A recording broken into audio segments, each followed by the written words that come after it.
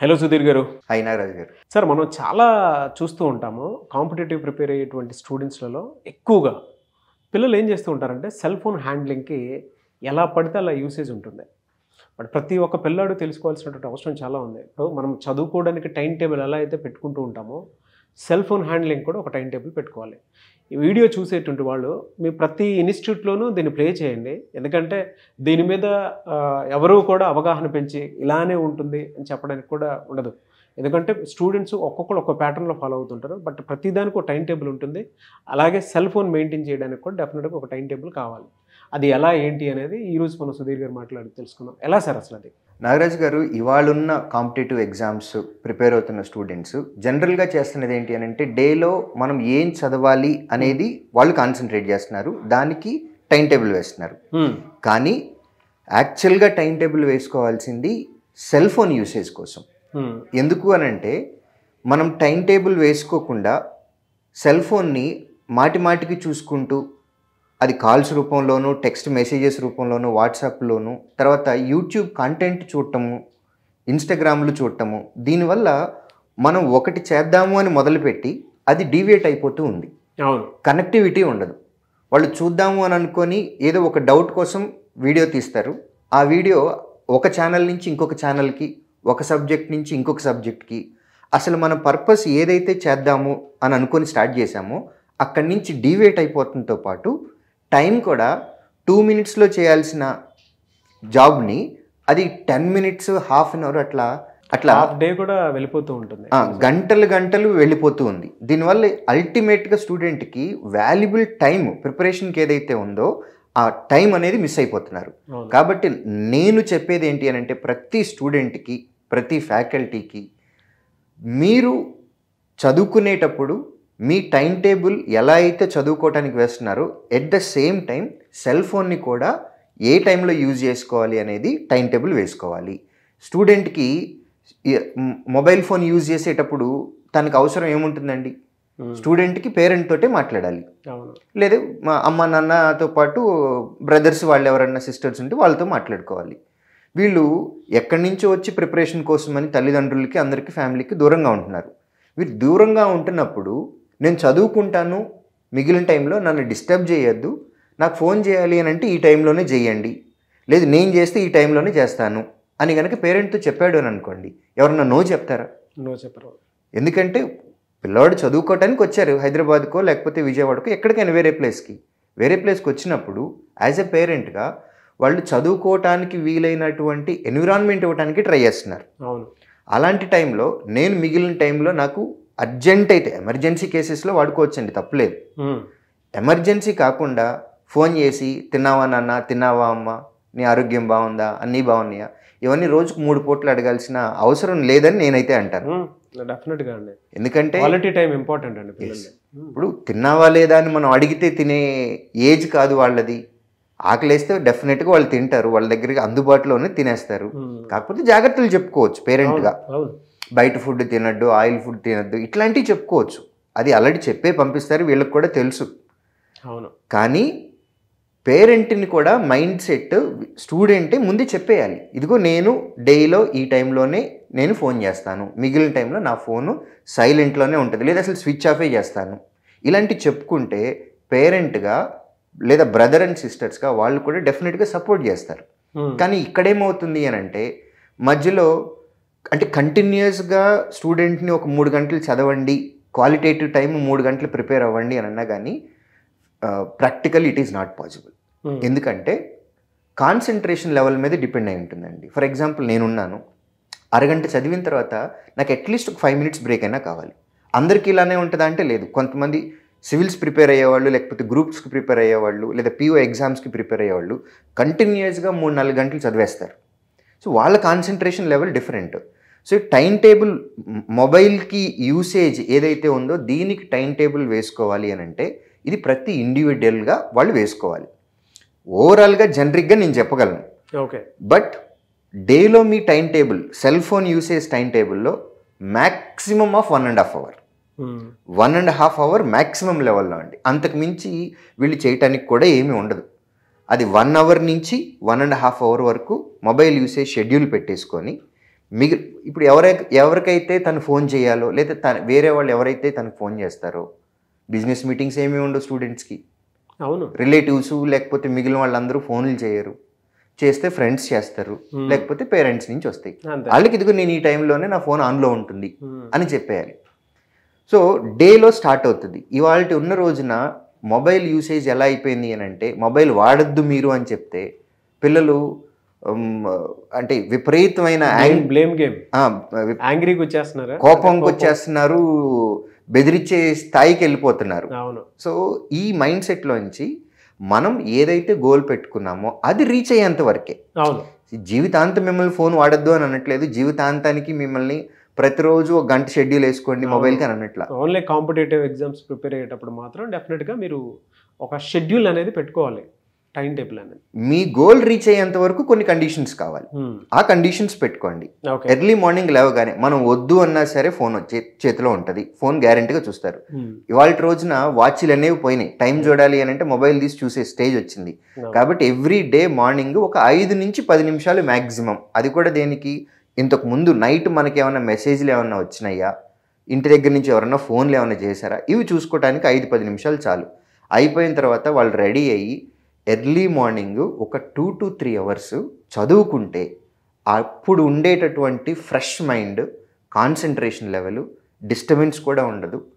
ఈ టైంలో బాగా చదువుకుంటే కనుక, ఇష్టపడి చదువుకుంటే కనుక, పర్టిక్యులర్ టైం ఉందండి దానికి. మార్నింగ్ యూజువల్లీ 6 to 9 మేము చెప్తామండి. ఇప్పుడు కొంతమంది 4 o'clockకే లెగుస్తారు, కొంతమంది 5 o'clock లెగుస్తారు, ఇంకొంతమంది తెల్లవారుజామున పొద్దున్నే 10 గంటలకు కూడా లెగుస్తారు. ఒక్కొక్కరిది ఒక్కొక్క టైమింగ్స్ ఉంటాయి, జనరేషన్ బట్టి. లేట్ నైట్ పడుకుంటున్నారు, ఆ డే అనేది స్ట్రెచ్ అవుతుంది. కాబట్టి లేచిన వెంటనే ఒక 1/2 hour వాళ్ళ కాలకృత్యాలు తీర్చుకోవడానికి మిగిలిన పనులు ఆపేసేసి అయిపోయిన తర్వాత ఒక 3 hours క్వాలిటీ టైము ప్రిపరేషన్కి పెట్టేయాలి. ఆ ప్రిపరేషన్ కూడా దేనికి పెట్టాలి అని అంటే, వాళ్ళు ఏ సబ్జెక్టులో అయితే వీక్గా ఉన్నారో ఆ సబ్జెక్టుకి పెట్టుకోవాలి ప్రాక్టీస్ చేయడానికి. ఎందుకంటే ఫ్రెష్ మైండ్ ఉంటుంది కాబట్టి వాళ్ళకి తొందరగా అర్థమవుతూ ఉంటాయి.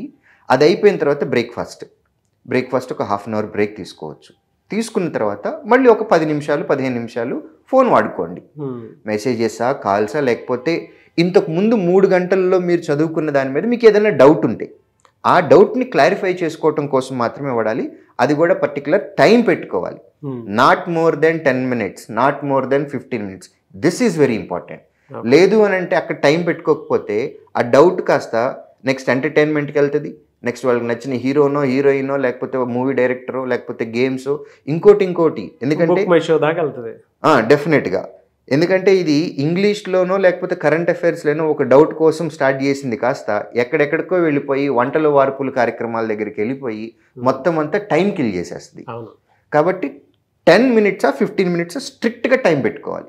అది అయిపోయిన తర్వాత 9 తర్వాత బ్రేక్ఫాస్ట్ అయిపోయిన తర్వాత ఫోన్ చూసుకొని మళ్ళీ ప్రిపరేషన్ స్టార్ట్ చేయొచ్చు. ఎందుకంటే యూజువల్గా 9 o'clock నుంచి 1 o'clockకి ఈ మధ్య గ్యాప్లో 3 hours డెఫినెట్గా స్టూడెంట్ కాంపిటేటివ్ ప్రిపేర్ అయ్యేవాళ్ళు 9 to 1 ఈ 4 hours గ్యాప్లో మినిమం 3.5 hours చదువుతారండి.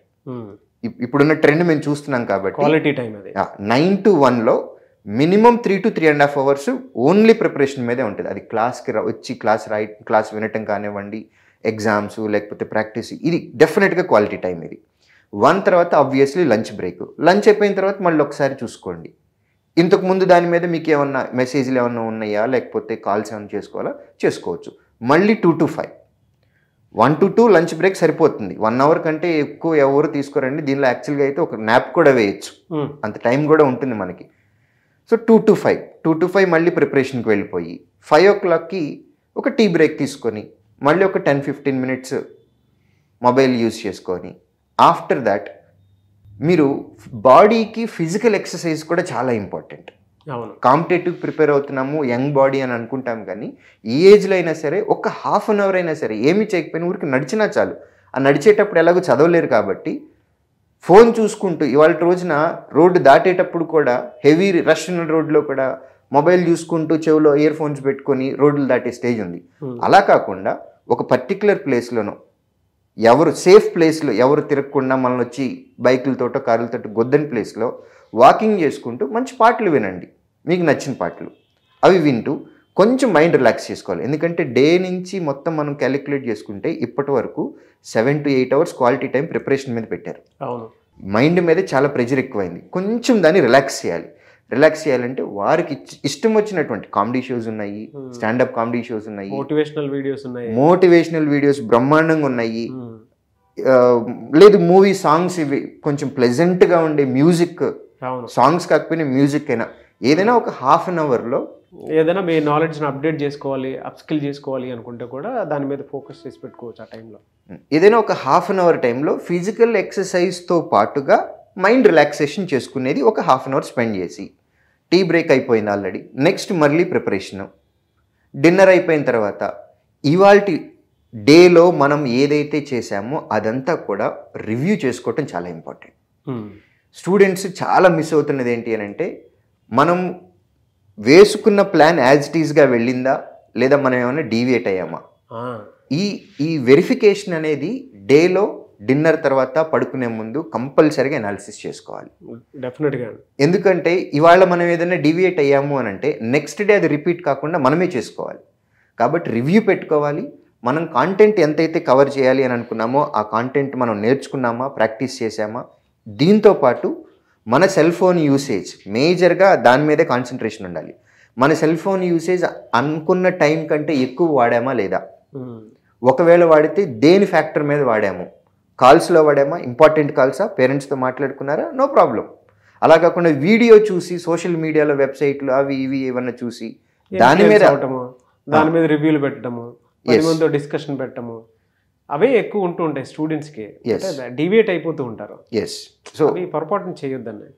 వీటి మీదకి మనం ఎక్కువ టైం స్పెండ్ చేసాము అని అంటే దాన్ని నెక్స్ట్ డే రిపీట్ చేయకూడదు. ఎందుకంటే ఇది రిపీటెడ్గా ఇలా వెళ్తూ ఉంటే మైండ్ కూడా ఆ టైంలో డేలో అట్లాంటి వీడియోస్ చూడాలి అని మైండ్ కూడా అలవాటు అయిపోతూ ఉంటుంది. ప్లాసిబో ఎఫెక్ట్ అట్లే ట్యూన్ అయిపోతూ ఉంటుంది. ఈవెన్చువల్గా వాళ్ళ జీవితాన్ని కిల్ చేస్తుంది. ఎందుకంటే మేజర్గా ఏ పర్పస్ తోటైతే మనం డిగ్రీ తర్వాత మనం స్పెండ్ చేస్తున్నామో ఆ టైము క్వాలిటీ టైం. ఎందుకంటే మన లైఫ్ స్టైల్ మారాలి అని అంటే, పేరెంట్స్ మనకిచ్చిన లైఫ్ని మనం ఇంకొక 2 steps ఎబో తీసుకువెళ్ళాలి అని అంటే, సోషల్గా కానివ్వండి, ఎకనామికల్గా కానివ్వండి, మనం ఒక స్టెప్ పెరగాలి అని అంటే అది కేవలం ఎడ్యుకేషన్ ద్వారా మాత్రమే వస్తుంది. కాబట్టి ఈ క్వాలిటీ టైంని మనం ఎడ్యుకేషన్ మీద ఫోకస్ పెట్టుకోవాలి. ఎక్స్ట్రా కరిక్యులర్ యాక్టివిటీస్ ఏమన్నా ఉన్నా లేదా సెల్ ఫోన్ యూసేజ్ ఏమన్నా ఉన్నా వీటన్నిటిని ఉద్యోగం వచ్చేంత వరకు పక్కన పెట్టాల్సిందే అనేది అయితే ఒక టీచర్గా నేను చెప్తాను. దీంతో పాటుగా ఇప్పుడు నేను చెప్పిందే కరెక్ట్ అని అనట్లేదు, నేను చెప్పింది ఫాలో అవ్వండి. నేను మంచి చెప్తున్నాననే నమ్మకం నాలో బలంగా ఉంది. మీరు దీన్ని ఫాలో అవ్వండి. ఎన్ని రోజులు? ఒక 4 రోజులు ఫాలో అవ్వండి, లేదా 2 days ఫాలో అవ్వండి. ఫాలో అయిన తర్వాత మీ ప్రిపరేషన్లో, మీ క్వాలిటీ టైంలో చేంజ్ అనేది వచ్చిందా రాలేదా అని మీరే అబ్జర్వ్ చేసుకోండి. వచ్చింది అని మీలో కనుక ఎవరైనా నమ్మితే కమెంట్ బాక్స్లో మాలో చేంజ్ వచ్చింది అనేది మీరు కమెంట్ బాక్స్లో మెసేజ్ చేయండి. దాంతోపాటు ఈ పద్ధతిని ఫాలో అవ్వండి.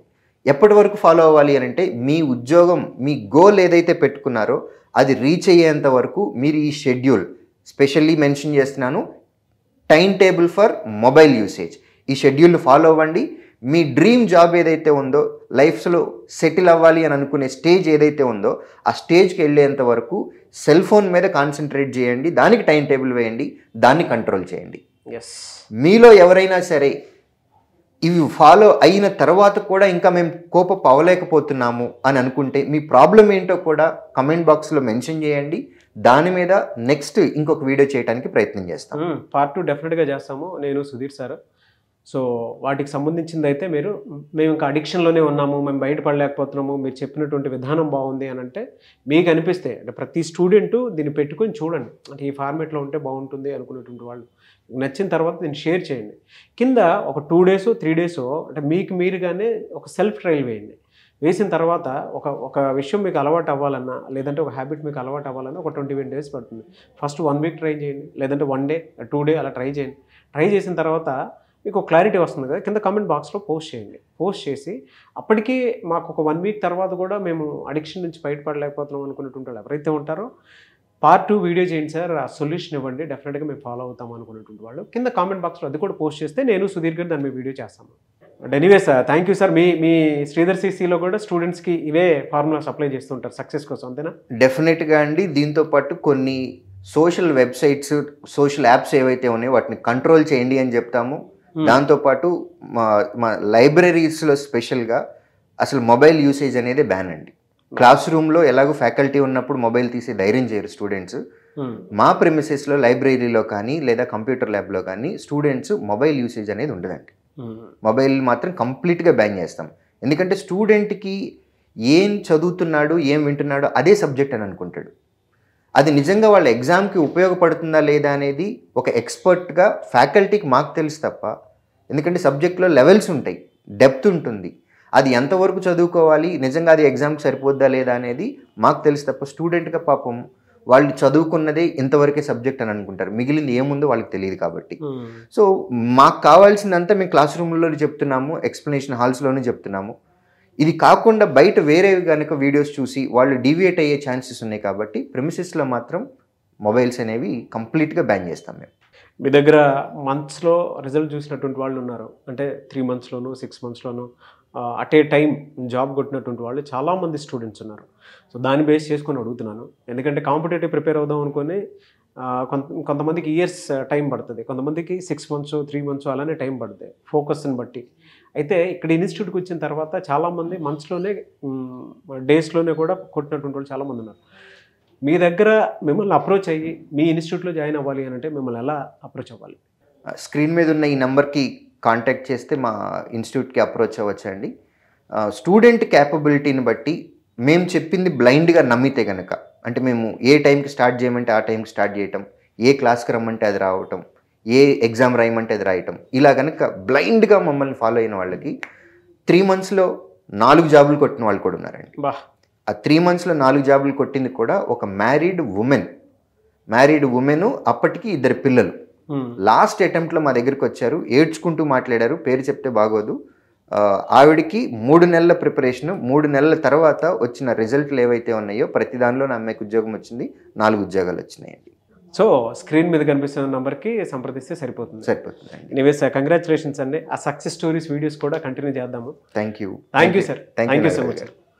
సో చూసారు కదండి వీడియో. ఈ వీడియోపై మీ అభిప్రాయాన్ని కమెంట్ బాక్స్లో పోస్ట్ చేయండి. మీరు కనుక శ్రీధర్ సిసి ఇన్స్టిట్యూట్లో జాయిన్ అవ్వాలి అనుకుంటే స్క్రీన్ మీద మీకు కాంటాక్ట్ నెంబర్ కనిపిస్తుంది, అని మీరు కాల్ ఆర్ మెసేజ్ వాట్సాప్ చేసి వెంటనే ఎన్రోల్ చేసుకోండి. అండ్ ఈ వీడియోలో ఆన్లైన్ ఉంటుంది, ఆఫ్లైన్ ఉంటుంది. మీకు ఆన్లైన్ టెస్టులు కావాలంటే ఆన్లైన్ టెస్టులు ఉంటాయి, ఆఫ్లైన్ కావాలంటే ఆఫ్లైన్ ఉంటుంది. ఏదైనా సరే మీకు కనుక ఎన్రోల్ చేసుకుని ముందుకెళ్ళాలి అనుకున్నటువంటి వాళ్ళు స్క్రీన్ మీద కనిపిస్తున్న నెంబర్కి సంప్రదించండి. ఈ వీడియో లైక్ చేయండి, షేర్ మాత్రం తప్పకుండా చేయండి. ఇలాంటి మరిన్ని వీడియోస్ కోసం మా ఛానల్ ఫాలో అవ్వండి. Thank you.